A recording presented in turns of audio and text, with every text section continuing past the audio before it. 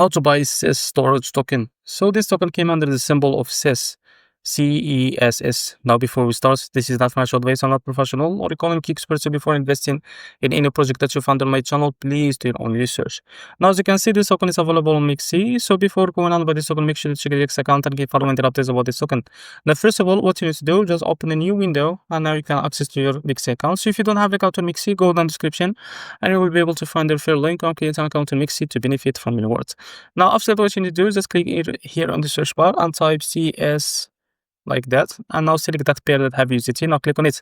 Now wait a few seconds to load this page. Now as you can see, you need to wait 1 day and 23 hours from now to be able to buy this token. Now after that, what you need to do is just here you can type how much you want to buy of that USDT on your account, and here you will be able to see how much you receive that token. And after that, click here on buy. In about a few seconds to a few minutes, you will be able to receive your token on your account. So this is how to buy this token. If you found it very helpful, please like and subscribe. See you next video.